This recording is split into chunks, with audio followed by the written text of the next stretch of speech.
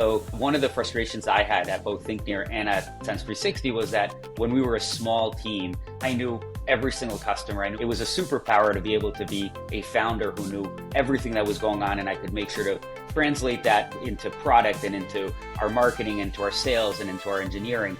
And as we started to grow and scale, and we started to get further and further removed from the different customers, and I didn't know them well. I didn't know what they were telling us, and I knew they were still telling us everything. I just couldn't hear it and capture it, and I could only hear it translated and sort of secondhand.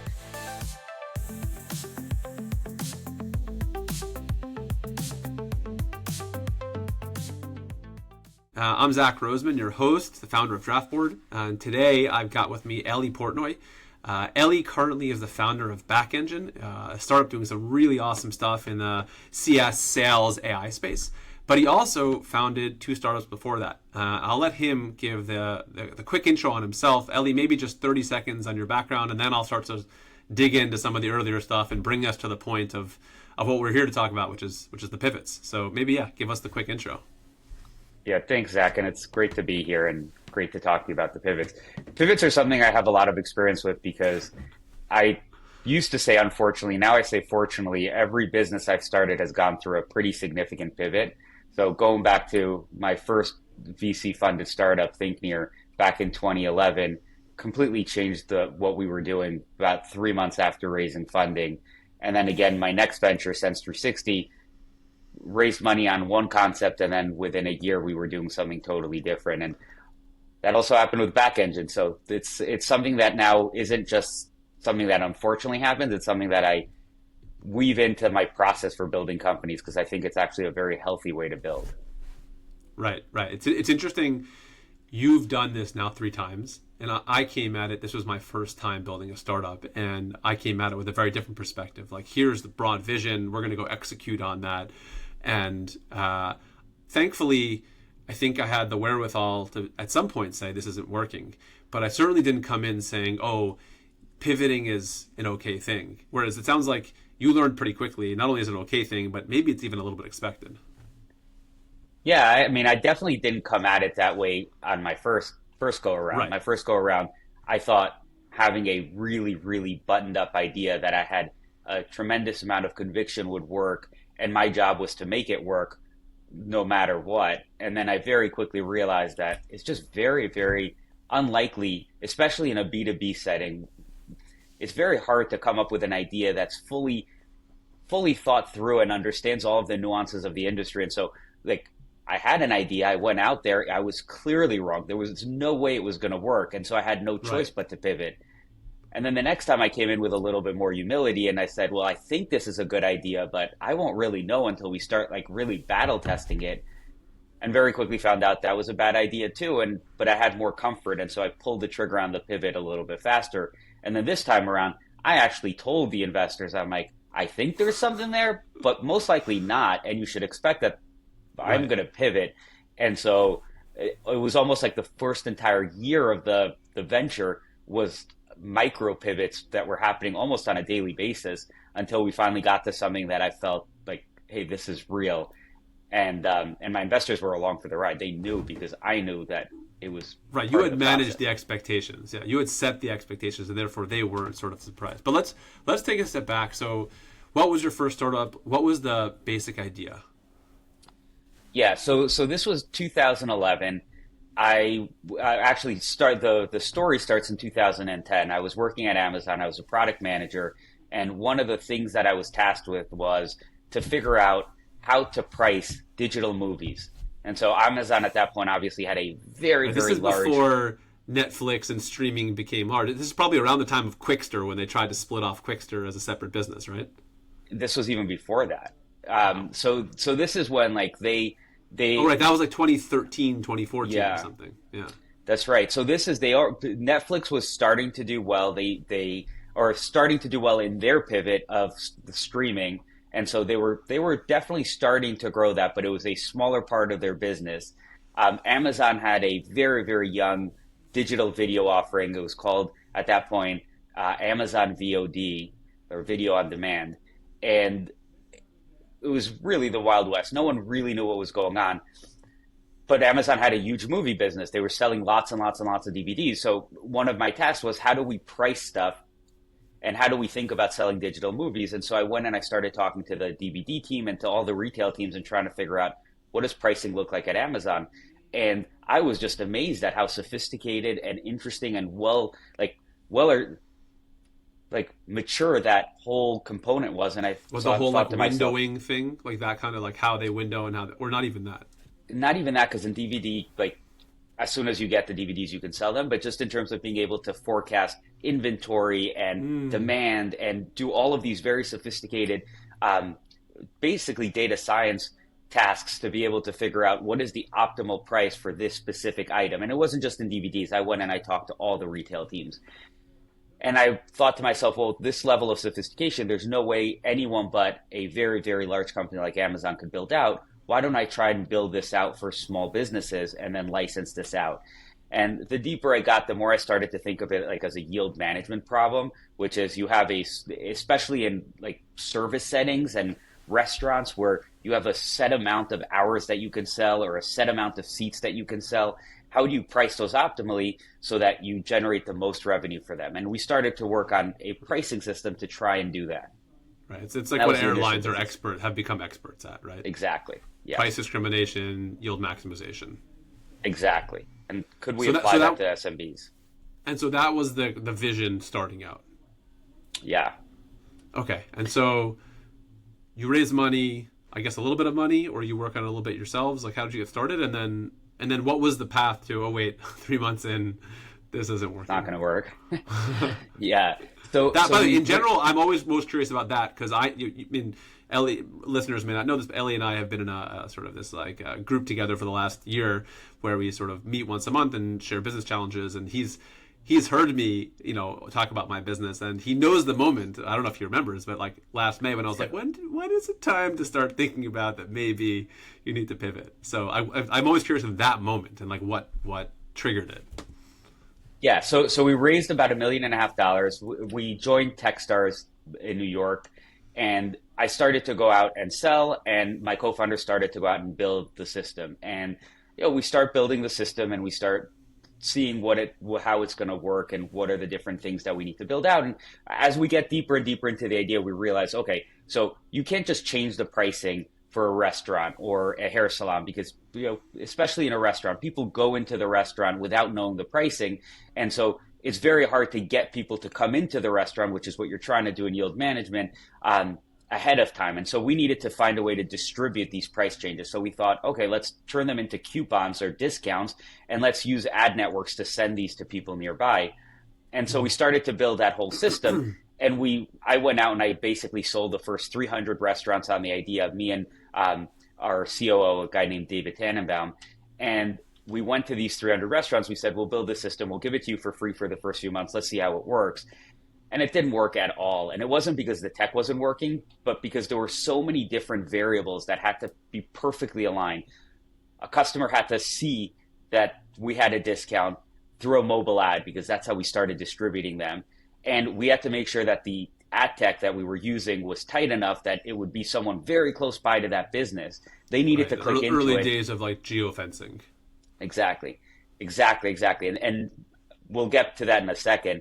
They needed to click on the offer, that it needed to resonate with them. They needed to decide to actually go into the business. Then the business needed to actually be able to give us credit for it. So there needed to be some feedback loop. And none of it was working. There were just too many variables. Like we would send out a million ad impressions, and like no one would come into the restaurant, or at least no one we got credit for. Now, Right. It turns out with hindsight, even if we had gotten it all perfectly, we had optimized the coupon experience, we had optimized the feedback loop, we have optimized the ad tech piece of it. Like the reason people don't eat at 3 p.m. isn't because the price is too high, it's because they're Right. not hungry. And Right. so it was never going to work. I didn't quite realize that. I just realized like this thing is not working, and there are too many different places where we need to optimize. So I was like, this is not going to happen. And it probably took me 3 or 4 months of just like having restaurants and salons and a bunch of other businesses running this to realize like Not going to happen. Okay, so you built the product, or you built some MVP, and then you raise money, and then you're like in market essentially for 3 months with search, like with customers, and then at some point within 3 months you're just wait, this isn't working. Is that the timeline? Yeah, pretty much. Some of it was parallel. So we were working on the prototype while we were raising money, and we had like early versions of it by the time we raised money. But we were in market for about 3 months before I decided that this is not going to happen. And was there what happened? So you realize it's not working, especially with your initial target customers of sounds like restaurants and maybe hair salons was also another one. What happened next? Was there a point where you're like, well, maybe it's not those. Maybe it's a different set of small businesses that have other unique inventory needs that look more like Amazon? Or did you just say, wait a second, the whole concept we need to reexamine? It was more of a full concept. So what we did was I called a meeting. There were four of us on the team at that point, and we basically did an offsite. We went into this room, we put up a whiteboard, and we basically said, what are our options? And option number one was we put our Wait, heads sorry, down before you get to the options, yeah. were all of you on the same page? It wasn't working. Like who was the one that raised their hand and said we need to talk about this, or was it sort of a thing you were talking about every day? Like what was that? If you remember, I know it was 10 plus years ago. But like, what do you remember? Yeah, What no, was I the remember trigger? it. Oh, it was painful. I remember it. The there was a feeling in the office, like the energy was just really, really low. It felt like we were Yeah, banging our heads against the wall because no matter what we were doing, like it just wasn't moving the needle anywhere near fast enough. And it was just demotivating to like yeah, keep working on something that just like there was no wins. Like even the yeah. wins didn't feel like wins because like, okay, we did this, but like there's 150 things that still need to happen for this Right. They feel concept to be like viable. discrete wins without it being like building on each other towards like a story. It's like, oh yeah, of course we're gonna have the clock, a broken clock strikes 5 p.m. twice a day. It's like it doesn't mean that it's Exactly. like building a story. Exactly. And it just didn't feel good. And I think all of us felt it. So I raised my hand. I think everyone else was like, it's so early. Like, I don't know. I think everyone felt it. I was just the one probably most empowered to say something. And I was like, no more. Like, Right. this doesn't work. And so, Right. yeah, everyone was kind of on the same page. It wasn't like a big surprise when I did that. Right. Right. How did you think about? Well, so when you get to this offsite, have you told your investors yet? No, no, no. At that point, I mean, I had been I think very transparent with the investors. So I think they knew that things didn't feel like they were going very well. They knew we'd signed up a lot of like sort of design partners, if you will, and they knew that we built a lot of stuff. Um, but I don't think they understood just how bad the energy was and Mm, how demoralized we all were. yeah.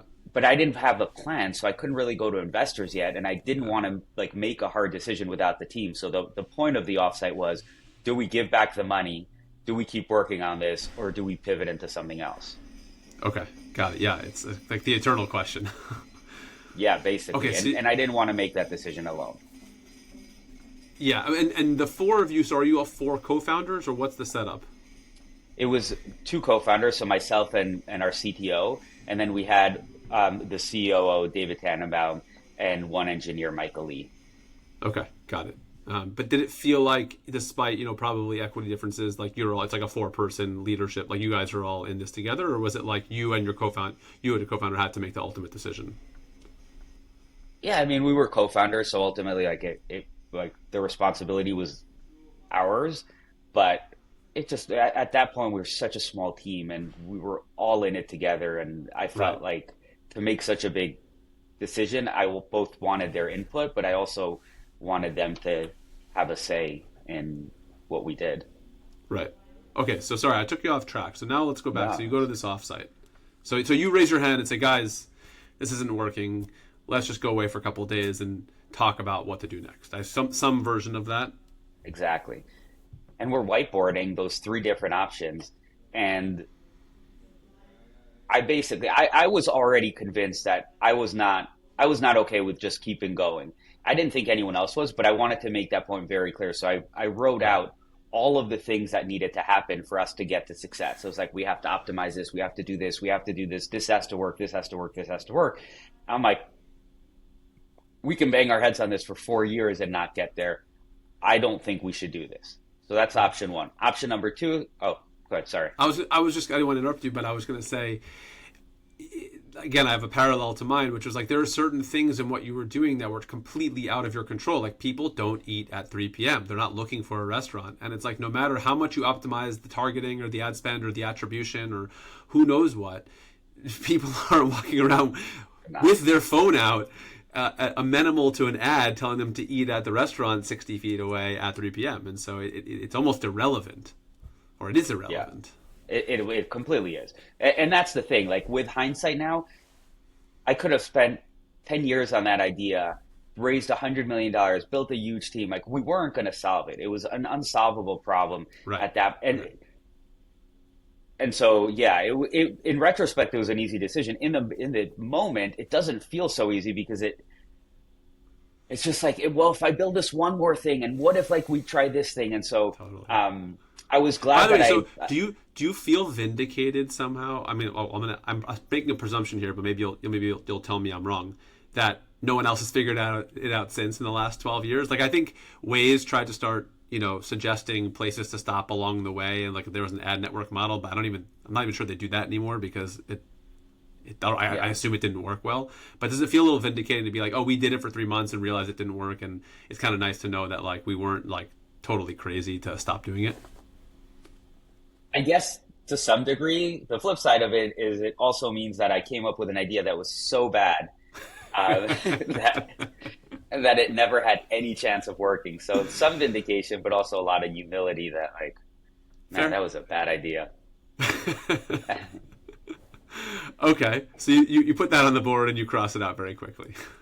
Pretty much. The second option was we give back the money. And I felt like this was probably where we were going to end up, but I didn't feel great about it. I felt like we had a good team. We'd spent almost none of the money, and I felt like we had learned a lot through the process, and I had a lot of conviction that we could build something great. We just had to do a better job of figuring out where we were going to target. And then the third option was we do something else. And there I said, let's spend some time thinking about this. What have we learned in this experience? Have we come up with any particular insight that could potentially be turned into a really interesting business? And the bar for us isn't just like a cool business or an interesting business or some lifeline that we could keep doing what we're doing. It's got to be something that we have a lot of conviction, because we're going to need to go dedicate a bunch of years to this, and we're going to need to go and tell the investors that we really want them to sort of come along for that ride. And I was going to give them the choice. If they said they didn't, then I wasn't going to go do it. And so it needed to be a well thought through concept. So we looked at the board of all the things that And this, by the way, this is 2011. You said, right? So this is not. We're nowhere. We're close. We're not really close to the go-go days of venture. We're like, oh, not at all. Right? Like I remember, I interned at Insight Venture Partners, now called Insight Partners, in 2009, and literally no one knew who they were. Like you used to like cold call and get on the phone, and have to explain. We just backed Twitter. We just backed, Solar Data or whatever, or Metadata and SolarWinds, and like it just wasn't like this, like especially not in New York where you were. I think where you were, right? Like New York was just like just starting to emerge. Yeah. So I wonder what the investors would have said at that point, because it was a much more risk averse time, and then they might have said, or you might have thought they would say, hey, yeah, let's just take our money back because it hasn't really been spent yet. Yeah, it was definitely a real risk. I thought there was a very high likelihood that even if we came up with a really good sort of pivot, that they wouldn't be okay with it. And to their credit, and I'll tell you more about it, but to their credit, they were extremely supportive. Yeah.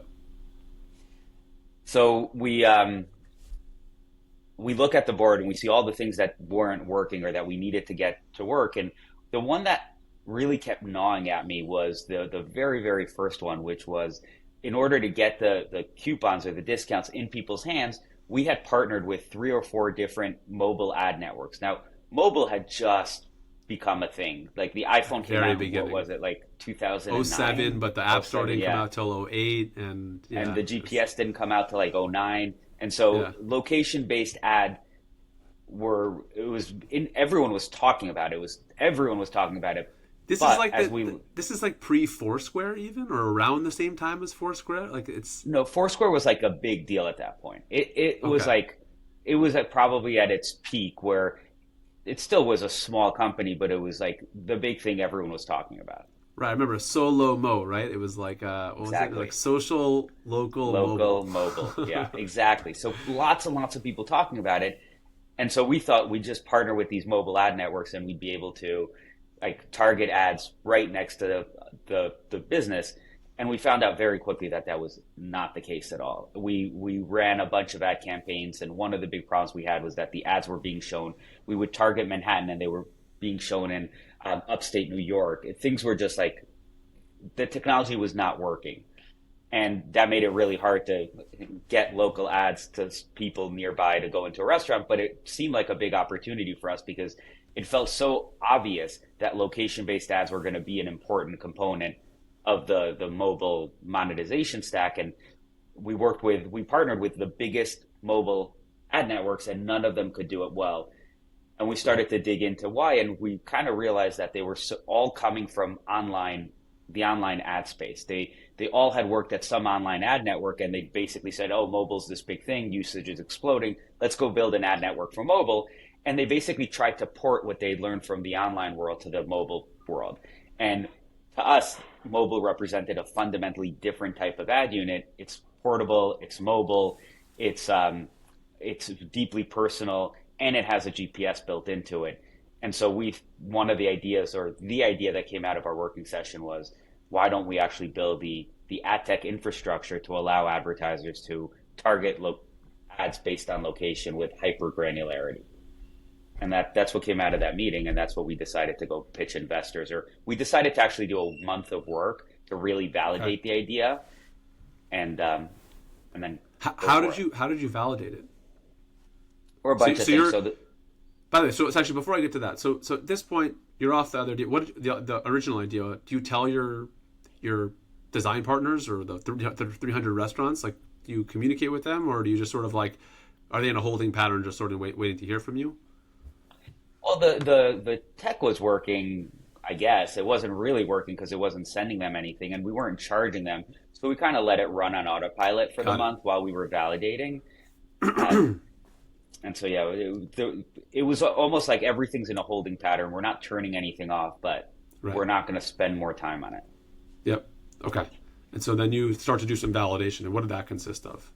It was a few things. So my co-founder and um, basically the folks on the team who could build code, they started to validate how we would build it. Could we build it? They started to get really smart and talk to folks in ad tech to understand just like that ecosystem and how to make it work. And they were basically just validating we can build it.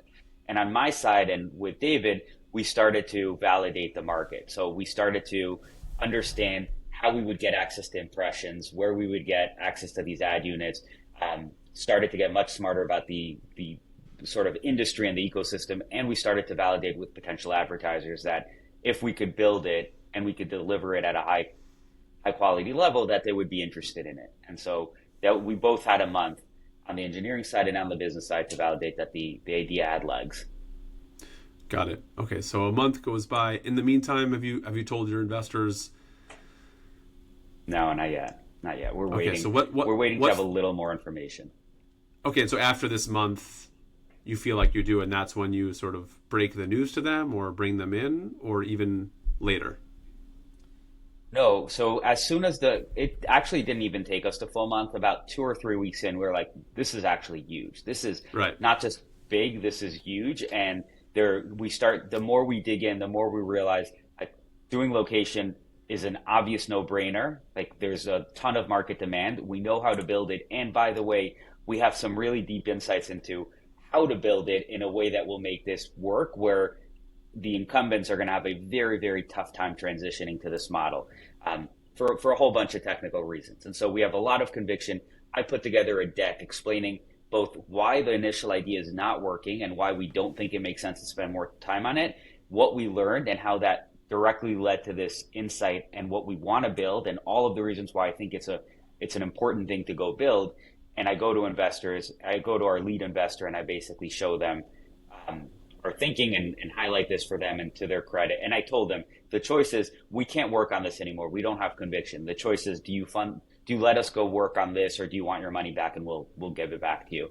And to their credit, all the investors said, "Yeah, let's go do it, try it out."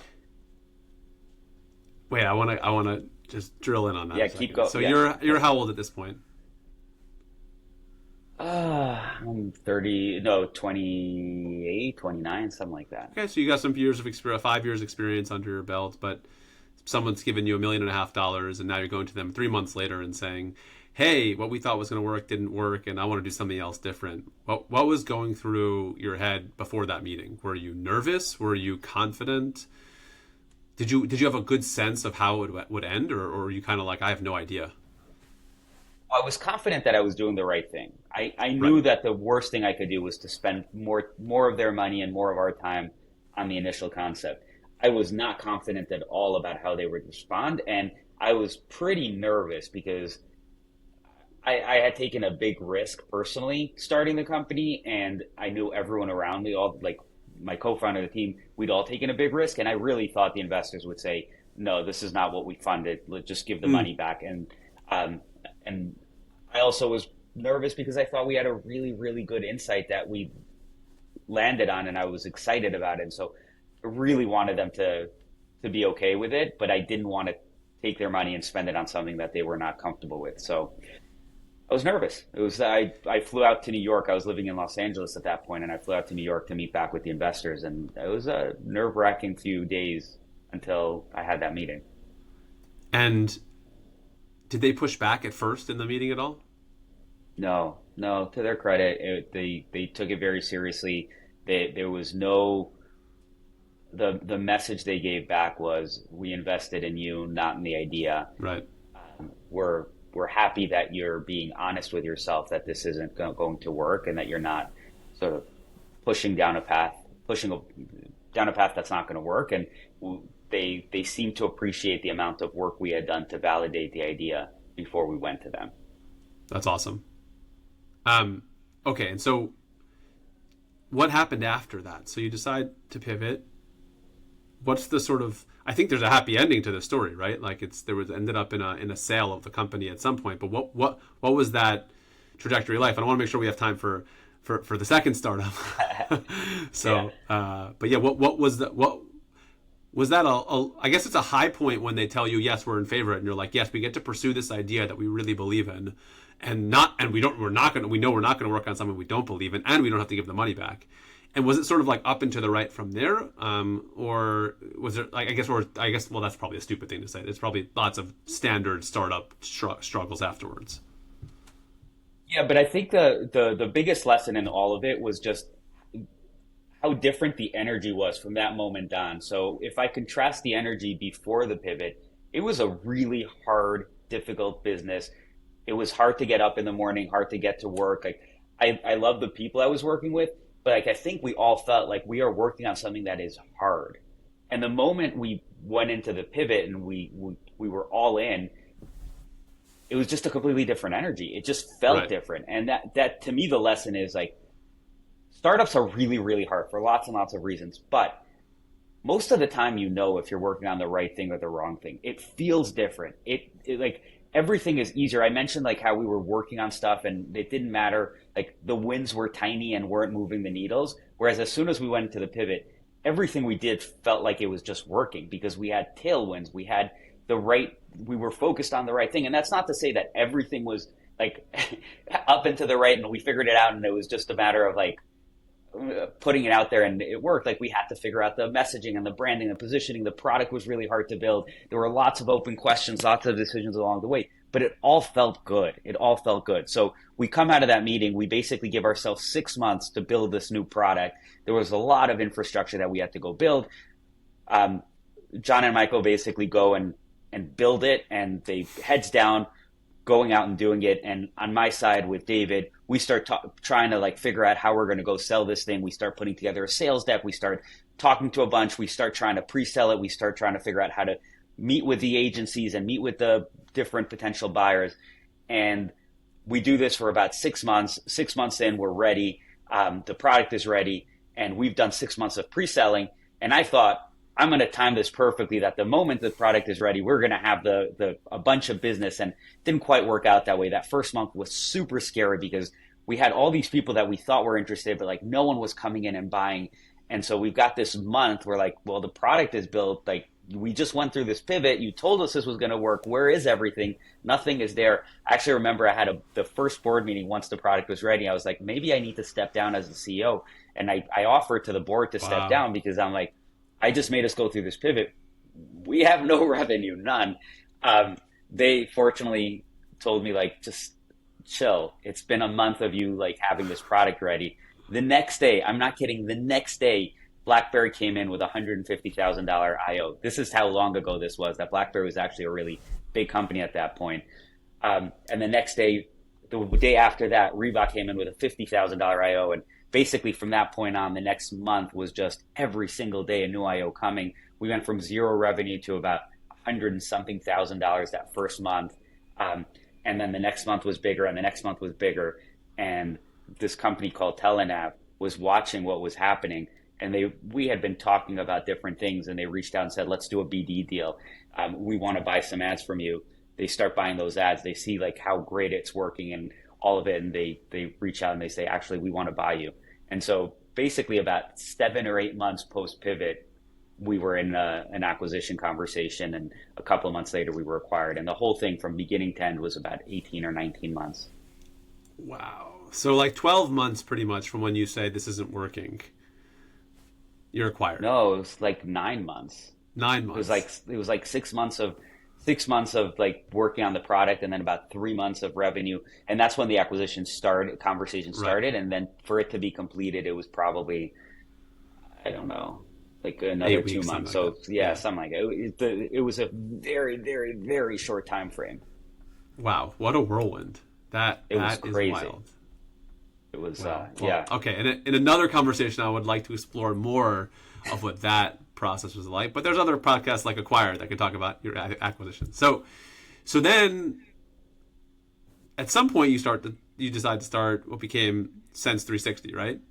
yeah, And exactly. so give us the vision there. But I'm most curious there when we get to it is you had already actually kind of done the hard thing in the first startup of like very quickly realizing it wasn't working, and then within 3 months of raising money, you'd been like, nope, like, and so you clearly knew how to spot when something wasn't working. But in this one, I think you said earlier, it took a year, and so I'm curious. I'm sure there's good reasons for that, but I'm curious, like, what was the difference here between the two? But let's start with sort of what was the basic idea? Yeah. So the basic idea came from an insight I had at Thinknear, which is we're using location data to target ads. And all of a sudden, we see an explosion of this location data because more people are using their phones, more people have GPS in their phones, and it's a massive explosion. And I'm thinking to myself, like, this is an unprecedented data source that has never existed before. The idea that, like, you're seeing movement across cities and you're seeing where people are, and all completely anonymized, but just absolutely fascinating. I'm like, is really the most interesting thing we can do with this data to target ads? Like, are there Right. better things that we can do with this data? And the idea was, well, what if we could help app developers harness this data to build better experiences? And so the idea that we had was like, imagine if Uber could tell that you were in a bar and that you were starting to leave, and it could send you a notification asking, do you want a car ride home? Right. Or if Right. Spotify could tell that you were in a gym and automatically surface your workout playlist. And we had all these different ideas. And having worked with location data, we knew how hard it was to actually be able to derive meaning and context from that data. And so we said, we'll build an SDK that we will sell to app developers that will give them this incredible API to build all sorts of super cool and visible experiences that will create really, really cool user, basically user experiences. And so that was the initial idea. So the idea is Um, like this is a toolkit for developers, and I come from the mobile app world, so I think I know a little bit about maybe even Sense 360, depending on what year it was. But it was like, okay, you guys have your users are producing lots of interesting location data that you're not doing anything with. Here's a toolkit. We'll put it out there and let's see how people start using it. That was the idea. exactly.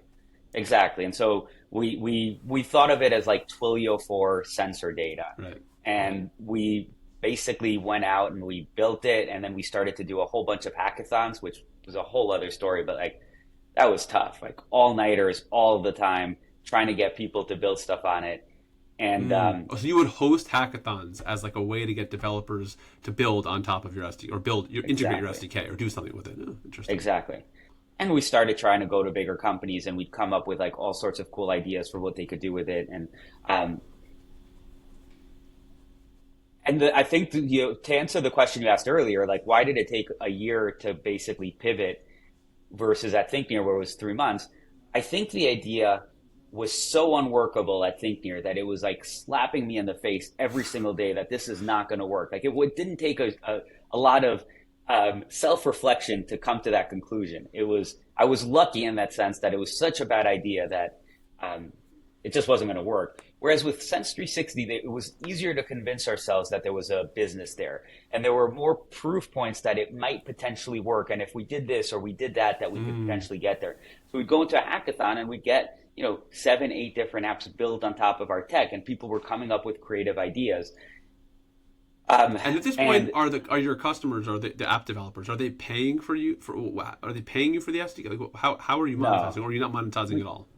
we had a couple that had like an actual use case, and they were paying us a small amount, but mostly the people weren't paying us. Okay. And it was more just like, can we build something really cool and build an ecosystem around it? And the hope was some app will build something super cool where we're really pivotal, and it'll be like they'll take off, and we'll basically be able to um, start generating revenue off of like a company that really starts to make it. But we couldn't charge like these independent developers who were just exploring. Yep. Okay. So yeah, so we So start. what? So you're doing this. You're getting it in some developers' hands. Some mixed signals, some things to get you excited, but nothing's really hitting yet. And so, was it just a matter of looking at each other after a year and being like, it just doesn't feel like we're hitting that hockey stick in any way, or we just don't have enough proof points, or was there a particular moment? I think there were two things that were happening similar. Should say three things. On the one hand, it was getting harder and harder to see how we would monetize it. It Mm, was getting harder to figure out like we didn't control the monetization nearly as much as we wanted to. Like we couldn't get big apps to incorporate us, and the none of the little apps that were people were building were taking off. And it was kind of like we're hoping and praying that we'll hit the right lottery ticket and they'll jump and they'll take off. And that seems like a really bad monetization strategy. And so right. that Yeah. was that was Especially because you didn't, scary. even if they took off, you weren't sure how you would charge for it, right? Like you weren't sure like Yeah. what would they be paying for? Exactly. And so it was just like there were too many we were too many layers removed from the monetization. And so it felt like we might be able to build something super cool. We might be able to get lots of people using it, but it's still not clear that we're actually going to be able to make money off of it. The second thing is it started to become very clear to me that I was not the right leader for a dev company. I wasn't technical enough. I didn't understand Mm, the ecosystem enough. I didn't understand the pain points of building an API or a developer tool. It just became very clear that the founder product market fit wasn't there. And I didn't feel like I was doing the best job as a leader. And so that really weighed on me as well. And And how did that become clear to you? Was it just in conversations because you're selling to people building apps that you just felt like you didn't have a shared language, or you yeah, it felt felt like like the sales were just not as easy as they used to be? it was less the sales and more that I couldn't lead the product. I couldn't figure out Mm, what features we should build or how to make things easier. I would be at these hackathons, and like I couldn't really be helpful to the developers because I couldn't connect what we were building to how interesting. they were thinking about it. And Interesting. so it made it harder to think about how to sell it, what to build next, how to craft a vision. I felt like a fish out of water. Right. Right. That's And fascinating. By the way, that's interesting. It's not something I've heard in conversations before, but it's such a great insight. And uh, yeah, that is, yeah, wow. I'm impressed at the insight because, like, I think a lot of people would say, oh, I'm going to push through it, or I can rely on other members of the team. Um, but you were very self-aware there. well, it doesn't feel good when you can't like so I'm a big believer as a leader. you have to find the things that give you energy, and the things that give you energy are usually the things that you're really good at. And there were very, very few things that were giving me energy in building this because I didn't feel like I was really contributing. Mm. And I felt like it's just a tough spot to be in, to be trying to build a company and lead a company where like the CEO is the weakest link. Like that's not, it's not a Do you great think way that to. if I were to ask your colleagues, co-founders of the company, that they would say today, "Oh yeah, Elliot was the weakest link," or do you think that's something that you've sort of adopted on your own? I don't know. That's a really good question. I need to think about that a little bit more. My sense is that there were enough things that I was doing outside of like product development that maybe they wouldn't call me the weakest link, like on the fundraising side and investor relations and on the sales side.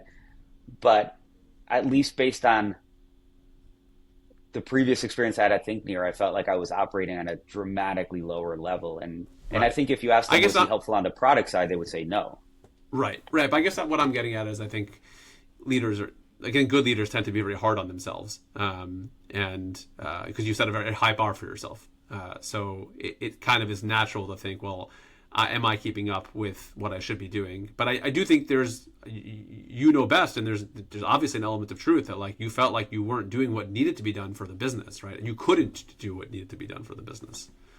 Yeah, Um, 1000% I couldn't. And whether they thought I was or wasn't the weakest link, I think came down to how well I projected, but I was the weakest link. I can tell you got it. definitively I was the weakest link. Okay, and so this goes. So you're a year in. How big is the team at this point? It's five of us. So Still also very small very team. small. Yeah, yeah, very Right, and small. remind me, what year is this? This is what, This mid is 2010s? 2014, end of 2014, early 2015. Okay, so it's still pretty early in like the mobile ad game, like Oh still like yeah, emerging.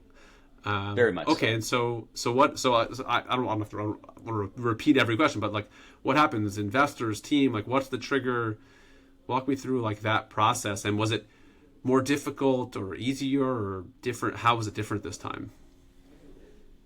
Yeah, I mean, I think my investors were getting a little bit frustrated because I think they saw that this was not working and I wasn't making the call quickly enough. Mm. Um, Was it but explicit, that or would you get like No, a it call wasn't from? explicit. It was just my own take. Like the board meetings were just kind of like we've got because part. So I should add some context. We had raised significantly more money. We raised $2.75 million, which at that point, where salaries were, was a pretty big round, and we were spending maybe like 60,000 a month. So I think what the investors were really frustrated with was that we weren't going for it.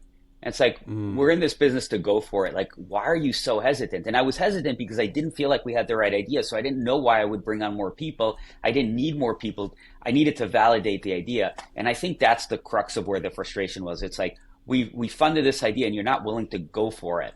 And I wasn't willing to go for it because it just wasn't feeling great. It just yeah, wasn't feeling great. but And they that wanted goes me to to get to a show. place of conviction. Right, right. Well, so they have different incentives, or they have multiple incentives. They want you to get to a place of conviction as quickly as possible. They also want markups on their portfolio, which helps them with fundraising. I'm not trying to like cast aspersions. I'm just saying like Yeah. that is an incentive, whether it's subconscious or conscious.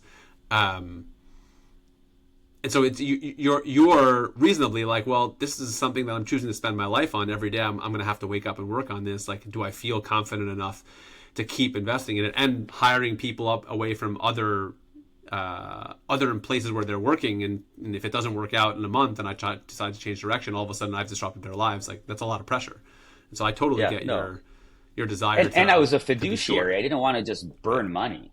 right, right. And I felt like I would have been just burning money. So yeah, the team was small. I think the team was kind of like also feeling like a little bit of lack of energy, but it was a good team, and we were all like working together well, and like we were. It wasn't like I think where like nothing was working. Like we were making progress. Things were getting better, but it just didn't feel like in my mind it didn't feel like we were going to get to some great place. And the thing that weighed on me the most was the founder product market fit. Got it. So, one of the things that was interesting about the business is in order to get a high level of accuracy around the sensor data, we needed to have a lot of training data. We needed to find a way to get data into our system that we had, that we knew was ground truth. We knew that when this sensor data looked like this, it meant that someone was doing exactly this. And at first, what we tried to do was build our own little panel where we paid Now, a you're not bunch of just people talking to about have. like lat long data here. You're talking about other sensor data in the device. That's right. So we wanted to be able to understand the difference between someone sitting down and standing up, someone walking out, and also know where they were. So like that Uber example, you're in a bar and you start walking out. We wanted to know that, and we wanted to have different triggers that we could build off of that. And so we started to pay a bunch of people to take our app and walk around with it, and basically like we would ask them, what are you doing now? And they would tell us. And that was starting to give us some data, but it was a tiny, tiny, tiny amount of data. And we had this idea, why don't we go and find apps with existing distribution where we could pay them to ask their users to share this data with us? And we found a couple of apps that were either coupon apps or survey apps that were like, yeah, our customers are here to make money. Let's ask them. And that got us distribution for our SDK, where our SDK was now in the app, and we would be able to survey those users and say, hey, we think you're here. Is that right, or is that not right? And that started to Wait, I give just want us to make the sure data it's clear. So you pay the developer, and the developer to say, put this in your app of 100,000 MAUs. The developer then, because in these early cases it was like a coupon saving app where people are there to save money or to make money, or a survey app where they make money per survey, the developer turns around and says, hey, we'll pay you either all of that or some portion of that to our users as long as you agree to like answer these questions, these prompts when you get a prompt from our app. But it's a prompt that's sort of coming from you or structured by you. And then the response comes to you, and you can sort of start to validate, okay, this behavior, this motion means they're getting up, but this motion means they're sitting down. That's exactly right. So we go out that, and I find it really interesting that not only are the apps willing to do this, but consumers are engaging and filling out a ton of surveys for us. And we start to get data and starts making our core engine better. And at some point, I'm like, wait a second. If I can get enough people to share this data with me, I could probably monetize this data in a really interesting way. So we go do the validation on the legal side and make sure that the privacy and security side, and how to make sure that we can use this data, and how to make sure that we're being transparent with users and with the app developers. And we start to validate that we can go, and it becomes very clear that we can actually amass a very significant, very privacy safe, and very, very valuable data set. And so then I start to think, okay, well, how can we monetize this? What would a product look like that we can build off of this data, and who would potentially buy it, and how much would they pay for it? And that's basically the unlock. And so I go to the investors and I basically tell them, like, these are some of the reasons why I don't feel like this is working, but I think we can go build this thing. I think it could be a pretty big idea. This is the validation that we did. And kind of like the first one, it's like, yes or no, and how do you feel about it? And they were very supportive also. And so we went for it. And so did you find people who were like, yeah, I'll buy that data? Like, who were the people that were buying? Was it, I assume there were ad networks who were like, that data is valuable to us. Were there other people who were just like, yes, I want to know when someone's getting up or sitting down? Like, yeah. Yeah, that's a good question. So we made a very early decision not to sell the data for ad targeting purposes. So, Okay. so we wanted to have a very, very, very tight security and privacy stance. And so one of the things we said was we would never share individual user level data. It would always be anonymized and aggregated. So we basically handcuffed ourselves from ever being able to target an individual on any basis other than to ask them survey questions. And so and that was a hard decision, because on the one hand, it meant that we were giving up a massive revenue opportunity. On the other hand, we felt like it would let us collect more data from more people, and we thought that there was some play with that data that we'd be able to unlock that others who didn't take the same privacy stance wouldn't be able to unlock. Got it. And so that ended up being true then. There were people who were like, yep, this anonymized data set is valuable to us for some product we're building. Yes. So what ended up happening is we spent a lot of time thinking about what industry. We ended up focusing on QSR, quick serve restaurant, which are basically like McDonald's, Burger King, Wendy's, those types of big chains.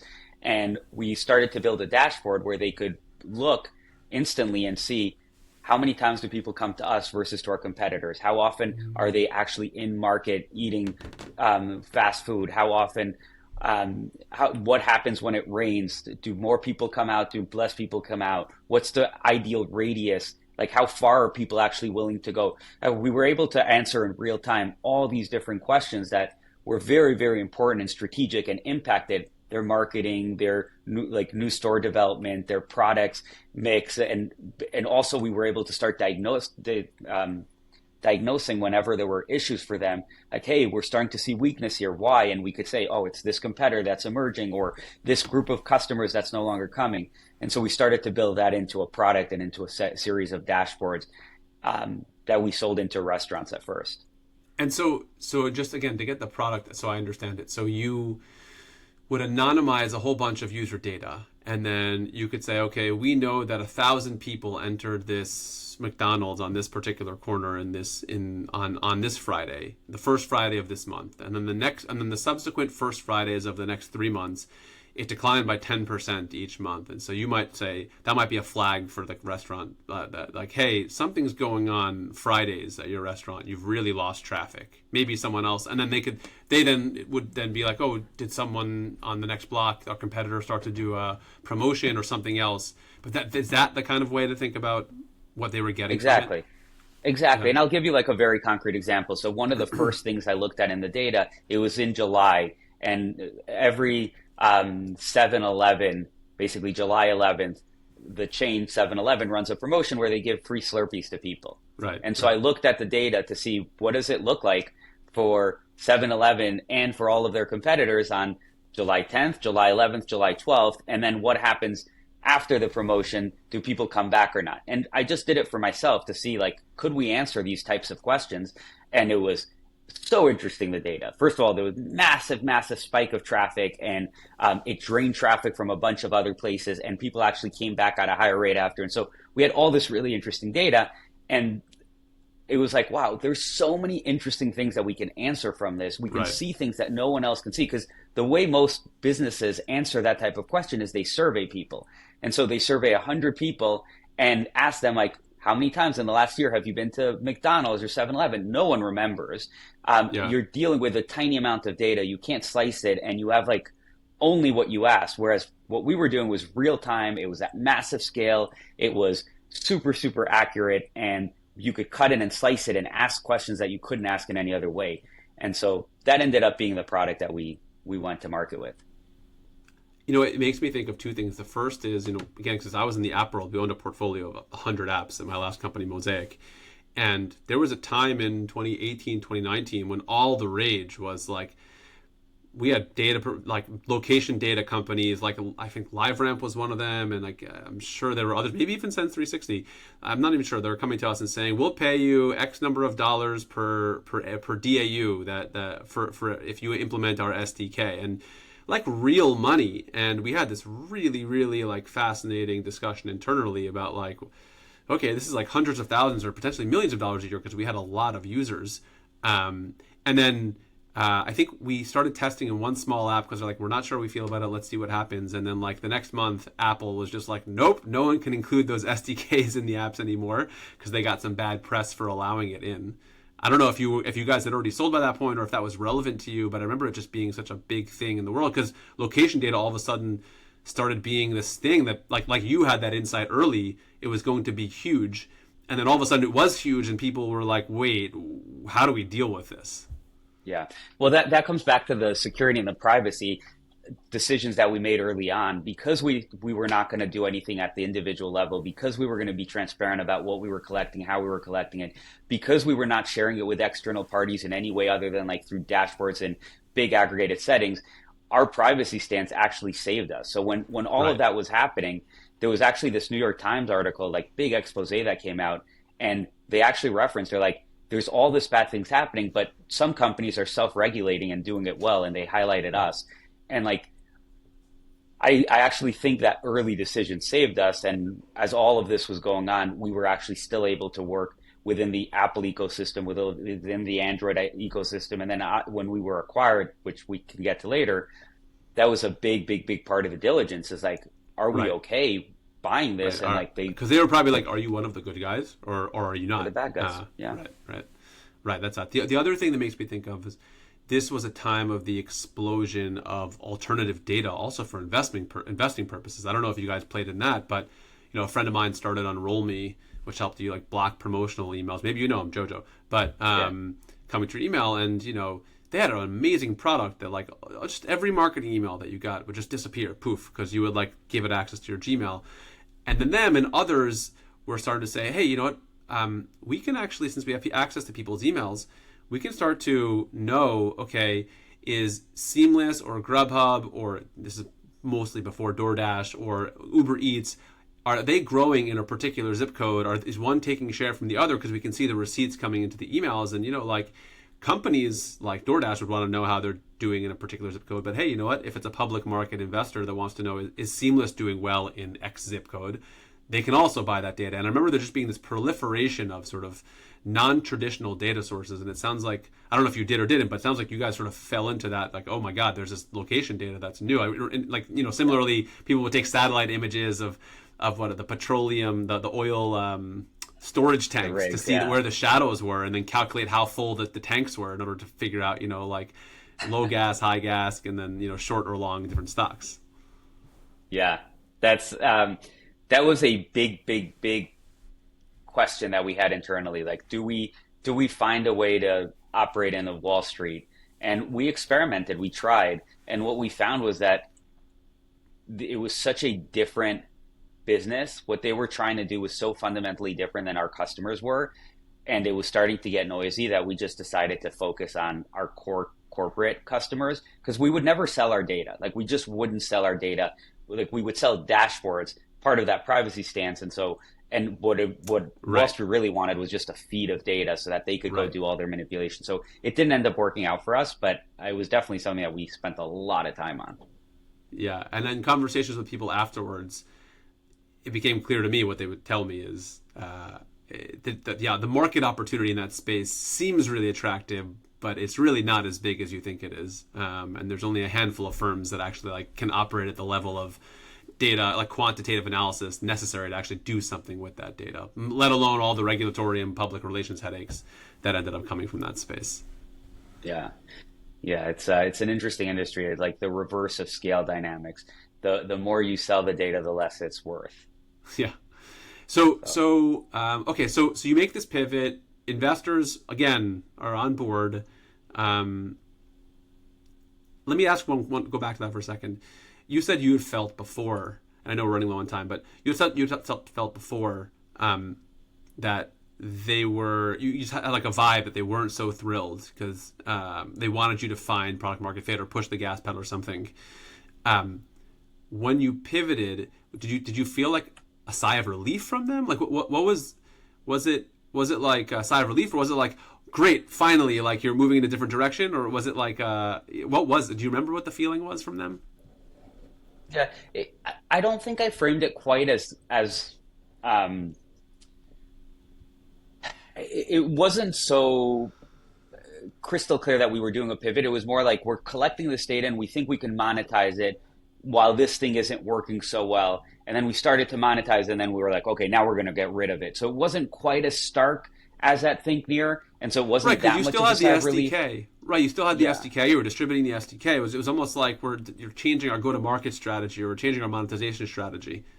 Yes, and it was a pretty dramatic change for us in terms of what we were spending our time on, and even like what became of the business. But it felt a little bit more organic than Thinknear, which was like, we're doing this and now we're doing this completely other thing. This was like, it was a little bit more of a softer pivot. Yeah. Was there discussion, dissent on the team on this, where people like, we should continue doing, we're almost there, or do people kind of like, like it's time to try something a little bit different? It was so incremental, and every day was kind of like us moving in this direction. And at that point, we already had been collecting data, and it was more like, we have this data. This is like this big, interesting thing that we can go do with it. So I think everyone was really on board with it. I think it just became obvious that was what the business was turning into. Awesome. Yeah. So then, I mean, the end of the story is, I'll let you share it. So we started to sign up really big restaurant chains at some point. it became very clear that this was way better than the alternative solution. We brought on, I think, 30 of the top 50 restaurant chains in the first few years. Amazing. We were ramping really quickly. We started to move into CPG and into retail. COVID happened. That was a very, very tough period for all of our customers, including for us. But we started to use the data to help these chains figure out what was happening around COVID and like help them navigate it. And so we became really, really critical for them during this period. That's probably so a we whole started to grow podcast again. on its own. Like that's Whole probably a podcast. fascinating. Yeah, that wow. was, okay. oh my God. Part that two ended one up being day. its own pivot. Yeah. But it was really a pivot because like our core product no longer mattered to anyone. And so we had to like kind of like soft pivot into like data for COVID. But anyway, we started to grow, and then a company called Medallia reached out and said, "Hey, Public we company, see right? what you guys are doing, public company. We see what you guys are doing. We think it's really interesting. Let's talk strategy." And they ended up acquiring us in August. Actually, closed in September of 2020. And yeah, that was the story. Wow. And then now, just fill everyone in on what you're working on now. Yeah. So one of the frustrations I had at both Thinknear and at Sense 360 was that when we were a small team, I knew every single customer. I knew exactly what they were telling us, what they needed, what they wanted. It was a superpower to be able to be a founder who knew everything that was going on, and I could make sure to translate that into product and into our marketing, into our sales, and into our engineering. And as we started to grow and scale, and we started to get further and further removed from the different customers, and I didn't know them well. I didn't know what they were telling us, and I knew they were still telling us everything. I just couldn't hear it and capture it, and I could only hear it translated and sort of secondhand. Like by and telephone. I thought to myself, well, right, yeah. it was a game of telephone, and I thought to myself, how can I build a tool that gives me back that superpower, even as companies scale and you add more customers and more teams. And so what BackEngine does is it connects to the tools that companies use to talk to customers. So email, video calls, support tickets, Slack messages, ingests them, uses generative AI to understand everything that customers are saying, and make sure that we keep everyone on the team informed of exactly what customers need, what they want, what's happening, and disseminates that information directly to the relevant folks. So if I'm the chief revenue officer of a 200-person company, I'm not doing most sales calls. I'm doing sort of the more important ones, but I want to know what's happening on them, what are people are saying on them, and I'm having to rely on my team inputting manually into HubSpot or Salesforce what's going on. Meanwhile, like, here's this software on the back end that's saying, hey, 16% of your customers have mentioned XYZ product feature on a call. Did you know that that's something that's really high? Sorry, that's my timer. I want to be thoughtful of your time. So okay, that's the way to think about it. That's exactly right. It's the CRO gets to see exactly what customers need and where there are risks, where there are issues. The product leader gets to see what features are being talked about. The CEO gets to see if like competitors are being mentioned or there are issues happening. And it's mostly focused on the customer side rather than the sales side, though at some point we'll probably expand to the sales side as well. Yeah. Part three. Part two will be the COVID pivot, but part three will be, like there is a story of meandering here of you guys trying to figure out what the product was, which I know a little bit about, until you, and I remember the moment you realized what it was and you like came into our meeting, you're like, guys, I got it. Like, I know what we're doing. And it was like, I could tell it was a very clarifying moment for you. It was. The other thing I was going to say is what you're talking about right now is super relevant given all the talk of like founder mode that's going on in the tech world right now, which is that, as companies grow and scale, they hire managers, and there's mid-level managers and mid-level managers for mid-level managers, and then the senior leadership team, is encouraged not to do skip levels, right? But it's like they know their vision the best, and they felt like they were losing, or they feel like they're losing control of the direction of the company. And so this idea that, no, it's okay for like the founder to go sit with the lead product manager on the core product and talk about what's right, because like the founder knows best, or at least you should know best about what to do about it. And I feel like what you're building gives founders like another tool to just be more directed about their efforts. Love that. I love that. I may have to borrow the sort of analogy with founder mode for some content, because I like that a lot. Awesome. Well, Eli, thank you so much. Fascinating story, and appreciate you giving your time to this new podcast. Who knows who will listen to it? Hopefully you'll get your friends and family to give it a listen, but really appreciate you spending the time with us. And we're signing off for now. Thanks everyone else, and until the next episode.